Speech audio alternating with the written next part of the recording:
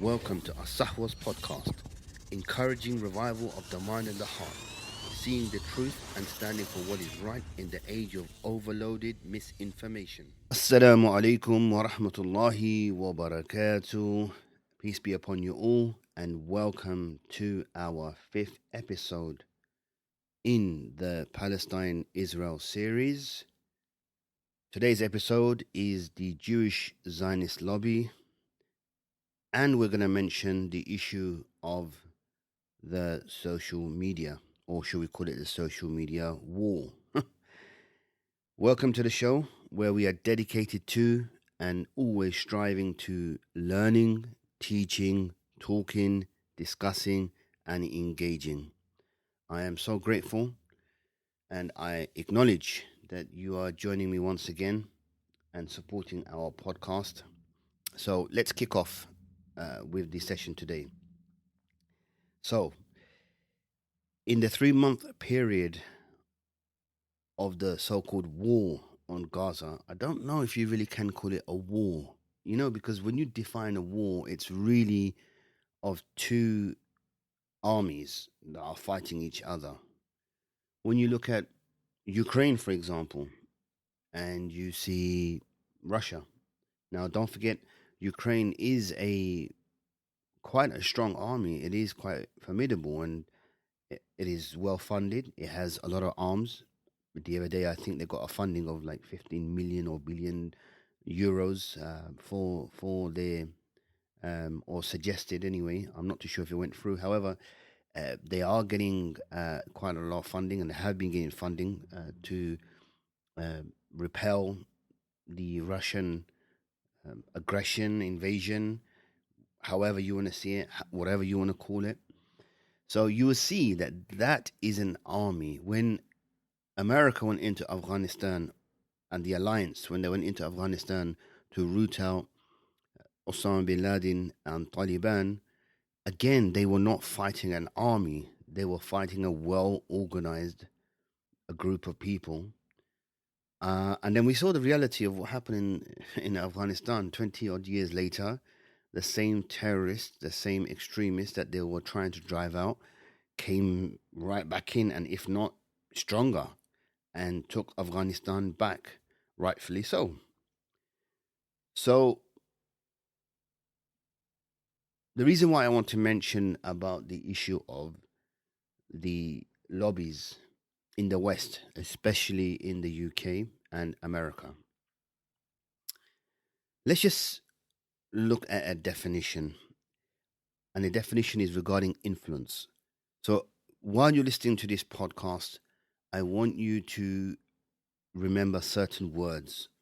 The capacity of power of persons or things to be a compelling force on or produce effects on the actions, behavior, opinions. This is from dictionary.com. When you look at the definition of what is influence, you see the term capacity, power, compelling force, the effects on the actions, behaviors, and opinions. So that's what influence generally is. How you influence a single person is going to have an influence on their actions, will have an ultimate influence on their behavior and opinions towards others or towards a certain subject or matter. There's a definition, or not definition, there's a quote from grin.co website, and this is, I would say, a bit more of a understanding. The psychology of influence revolves around the concept that people can be influenced into doing things. Influence is often an unconscious act. People are not always aware of when they are influenced, which is why it works. So, influence is often an unconscious act. And then it can, it ends by saying, which is why it works. In these 3 months, I've seen so many videos, interviews, quotes, Israeli politicians how they've mentioned about flattening Gaza or wiping them all out.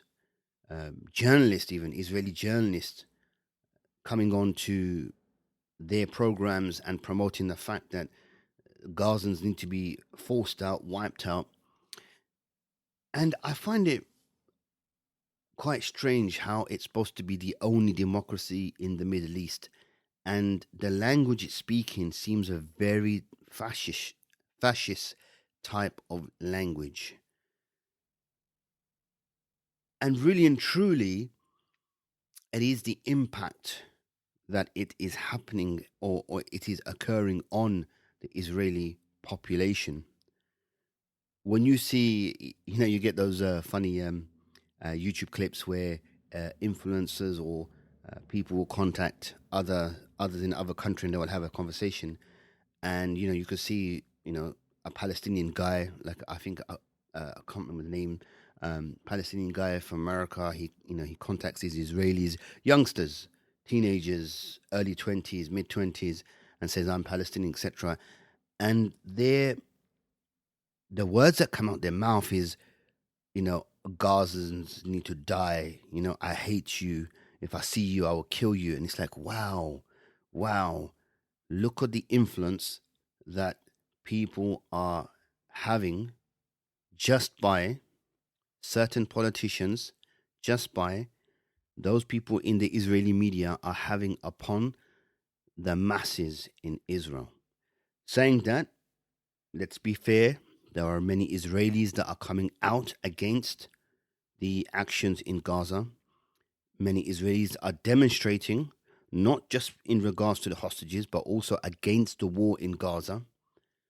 And a lot of Israelis are speaking up because they see the reality of what is going on. So this is all about influence. And we know from the definitions, it is about psychology. And as it is stated, it is influence, often an unconscious act, which is why it works. In 1992, there's a dictionary of the politics. Political scientist Walter John Raymond describes the term Jewish lobby as a conglomeration of approximately 34 Jewish political organizations in the United States, which make joint and separate efforts to lobby for the interests in the United States as well as for the interests of the state of Israel. Now, this is in 1992, so there's going to be a lot more organizations now. But look at his definition, I suppose, in a sense, or explanation. 34 Jewish political organizations in the United States which make joint and separate efforts to lobby for their interests in the United States as well as for the interests of the state of Israel. Why? I asked the question, why is it important and vital for organizations to lobby for interests for the state of Israel when they don't even live there? They are living in the United States or they're living in the UK, yet we find that there's a massive drive to keep the pressure indirectly upon these countries.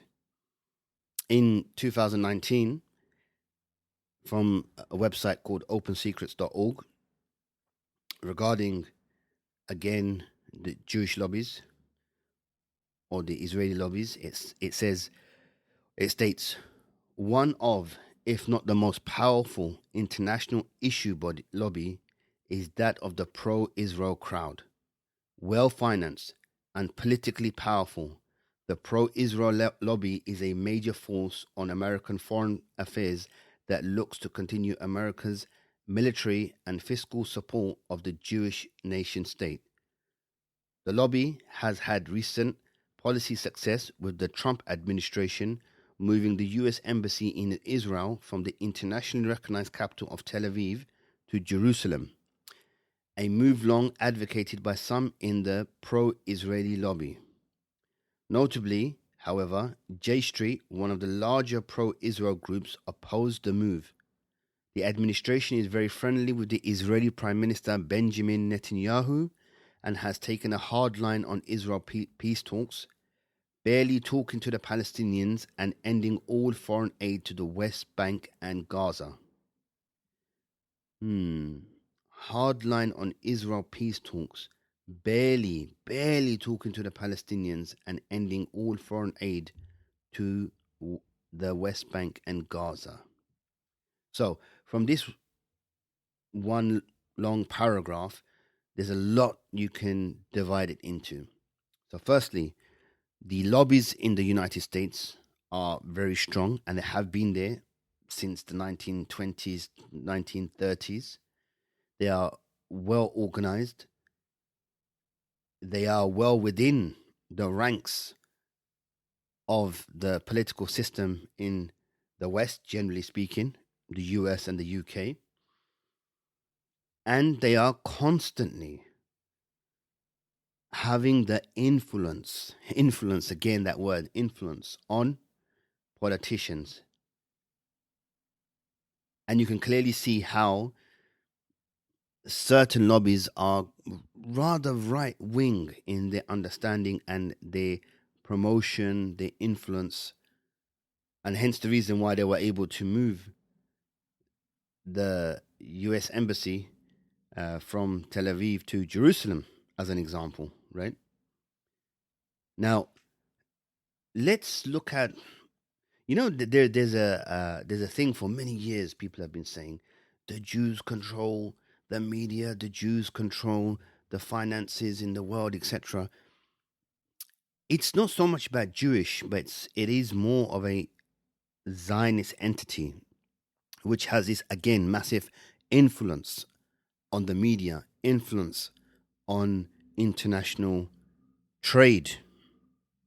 Look at the Rothschild family when it comes to finances, banking, when it comes to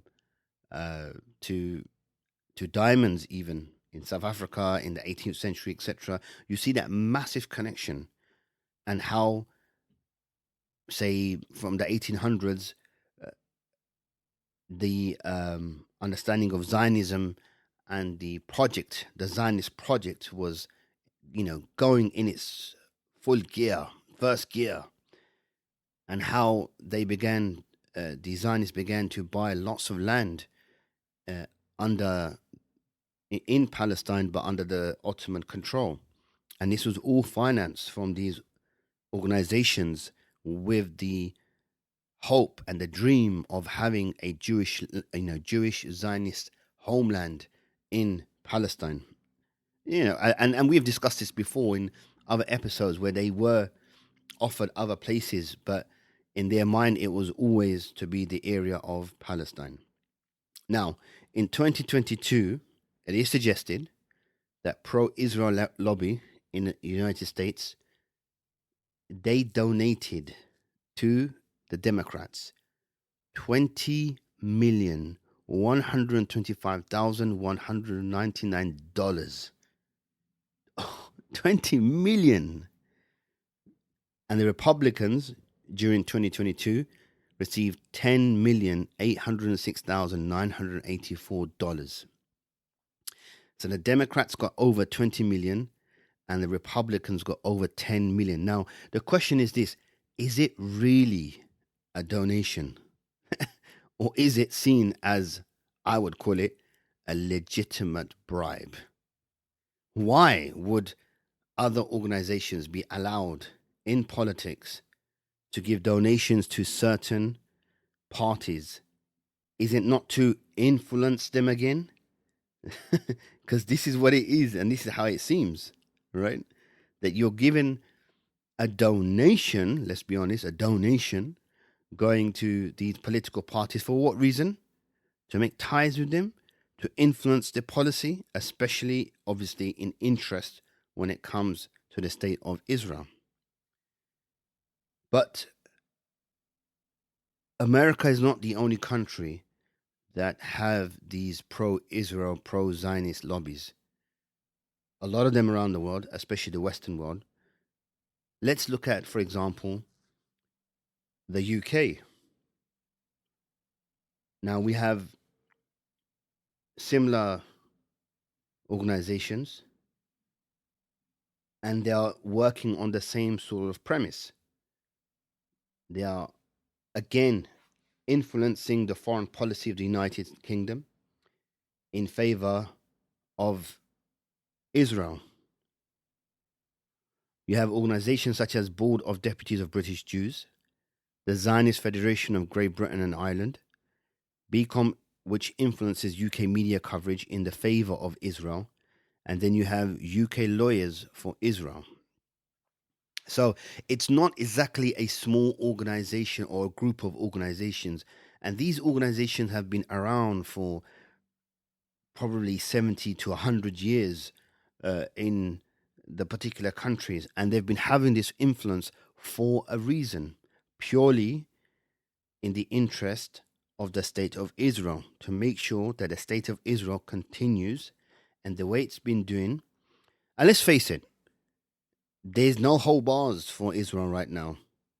They've, as we said, have killed over 19,000 people in Gaza, in that small strip of land, which is, I think, from east to west is no more than 7-8 miles, and from the north to the south is no more than 25 miles. That's tiny little bit of land, probably a little bit bigger than London, maybe even the same as London as a city. So it's really a city. It's not even a country that's been bombarded regularly, where civilians have been killed. Out of those 19,000, over 19,000 murdered people, how can you determine that out of that 19,000, there's, I don't know, 100, 200, let's just even say 2,000 Hamas fighters? Yet Hamas, Al-Qassam Brigade, is still able to fight. They're able to continue to operate. So what has Israel actually done? What has the IDF actually done? They haven't stopped the rockets coming from Gaza into what is known as Israel, really and truly. So they haven't really had any severe impact upon the organization of Hamas or Al-Qassam Brigade. So going back to the Jewish lobby, that just the Conservative Party alone received donations from various Jewish lobbies from 2001 to 2009. Now, this is suggested, okay, in some of the research that I've seen, that in that kind of 9-year period, they have received over £10 million. That's just the Conservative Party, not the Labour Party, because you've got a group that's called the Conservative Friends of Israel and the Labour Friends of Israel as well. Okay. Now, who's funding them, and how are they able to give these donations? Again, the donations are dangerous because you are forcing a opinion upon these particular parties, because these parties are supposed to be impartial. They're supposed to be balanced. But when you got such strong organizations, powerful organizations, they are able to influence political parties by giving them what I call a legitimate bribe in order to be favorable when it comes to the state of Israel. And we've seen that. Look at how the world has been shouting and screaming. Countries like the UK and France and Germany are now not using the word of humanitarian pause, but they are saying there needs to be a ceasefire. During the first 2 months of the war, and it's not even a war, from the first 2 months of further occupation and bombardment of Gaza, they would refuse to use the word ceasefire. Humanitarian pause. What the heck is humanitarian pause? Pause of what exactly? They did not want to use the ceasefire for what reason? Because it would hurt their pride. It would hurt, it would show that the arrogant stance that they've taken to stop the bombing of civilians. Come on, let's really be honest. Who have they been killing? 19,000 people. Once again, the 19,000 people, out of how many of them are actually Hamas fighters?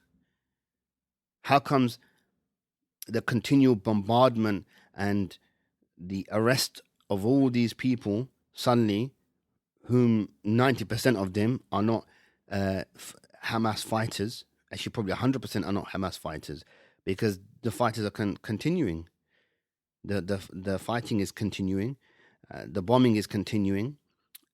The Israeli army is getting a quite harsh reaction from the fighters, being a harsh pullback. Many of their soldiers in Gaza are being killed. Many of their trucks and their armored vehicles and their tanks are being targeted and destroyed. So then, what have they achieved? Nothing. Really nothing. They've killed 3 of their own people.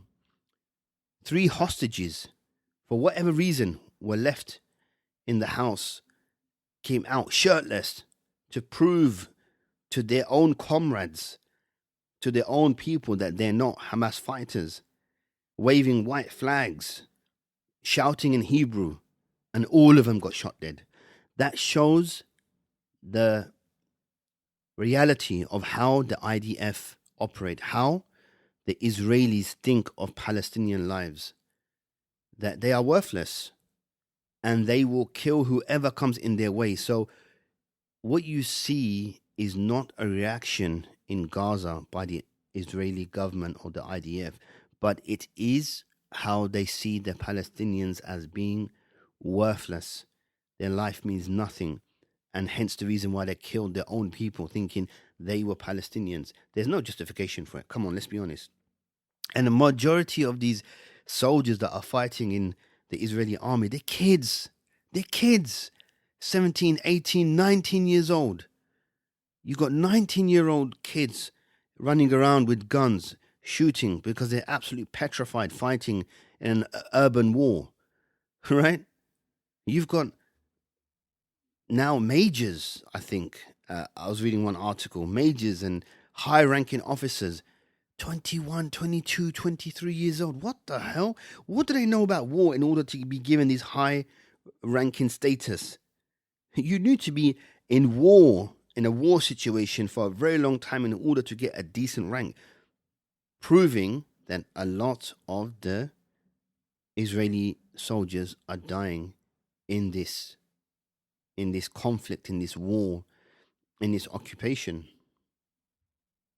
Now, my point in trying to describe the influence that Zionist lobbies are having in the UK and in the West generally is failing.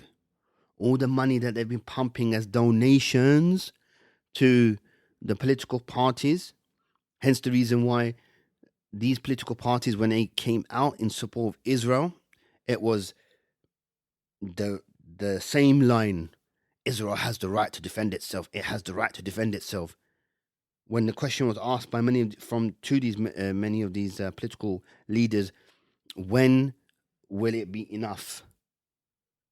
And they would not answer the question because of the influence that these lobbies have had upon these political leaders. Right? And we mentioned about here in the UK, Beacon being the influential organization when it comes to UK media coverage in favor of Israel. And we see this. We see this in the media, and it just, journalism is supposed to be impartial and balanced. It's really supposed to be a communication of the truth of what is going on in a certain area to the rest of the world. But it can also be the opposite, where it can be, again, that word, influenced in a way where headlines, where the attitude of the newsreader is no longer balanced or impartial.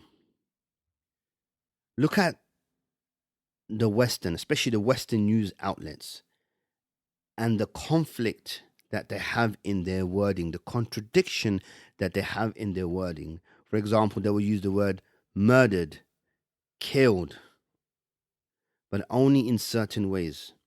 Example, you remember when Shifa Hospital in Gaza was attacked? The New York Times, they changed the headlines a number of times. First, it was Israeli attack on the hospital.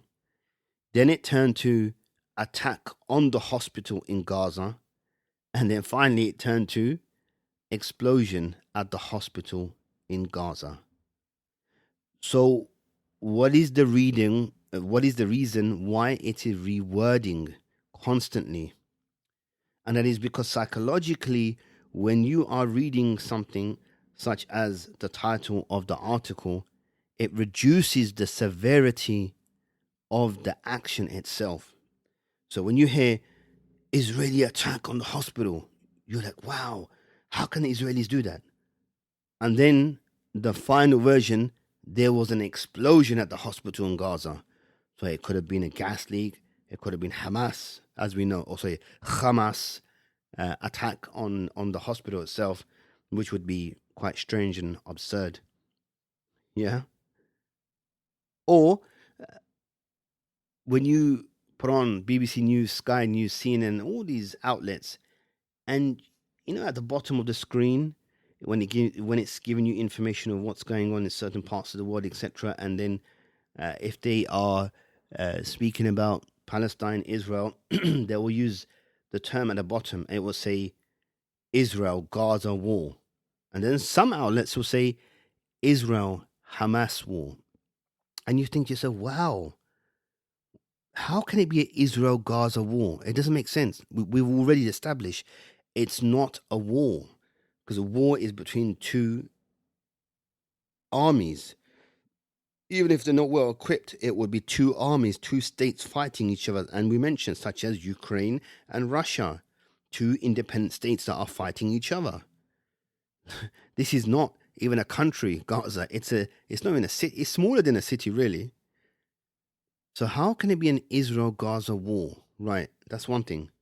Then it turns to Israel-Hamas war. A state is in war with an organization of maybe 10,000, 20,000 Hamas fighters. That's not an army. But again, look at the wording it is using. We've seen the influence on Elon Musk. I mean, how strange is that? He was speaking about the Starlight internet service, and he's going to give that to the people of Gaza and then what do we see? We see him being influenced again by the Zionist, by him going to meet Netanyahu, showing him around of the place which was attacked on the 7th of October. Again, it's that very same important word, influence. Right? How the EU threatened and pushed member states not to advertise on Twitter or on X prior to Elon's visit to Israel, because he would not conform to the EU's suggestions of not or restricting the information in regards to Palestine, and it's quite sad how, again, organizations such as the EU have been influenced by Israel and its lobbies in order to support them in what they're doing. I mean, of all countries, Germany, wow. I mean, you are absolutely on the wrong side of history. You've done it once before, you're doing it again. How is it that you don't learn from history itself? The same way where not just Germany, but the alliance, when they went into Iraq, the first Iraq war against Saddam Hussein, okay, and then and then the second Iraq war when they went again against Saddam Hussein, and look what they done to the state of Iraq. They won nothing. Absurd. Why would you go there in the first place? Second time round, no reason for you to go. And then they said, majority of these politicians, they said never again. Yet when this situation arose in Palestine and Israel, They done not the same, but a lot worse compared to what they were supporting in Iraq. So let's look at some of the other influence, such as the BBC News, the World Service, and their Twitter account on X. And again, it's about using those certain words. So they would use the words dead for those killed in Gaza, but yet they will use the word killed in Israel. Okay, which shows again the psychological influence when you're reading such thing, and you will say, these are the amount of people that have died in Gaza, but these are the people that have been killed in Israel. So dead meaning killed by the IDF because they had the right to defend themselves, yet the Al-Qassam Brigade, who entered into Israel and took the hostages, they killed 1,400, and then it went down to 1,200, and then I think it's going to go even less because a lot more information is coming up regarding this. So I am trying to explain the influence of the Zionist lobbies in the West, especially, and obviously in places like Dubai and UAE, Saudi Arabia, the influence that they're having there. Hence the reason why these countries have been very quiet. Okay, and then we've seen the double standards in the language used in a lot of these media outlets. Helped by whom? Influenced by whom? Again, by Zionist lobbies. There is a nice quotation: without a means of distributing information, people cannot harness its power.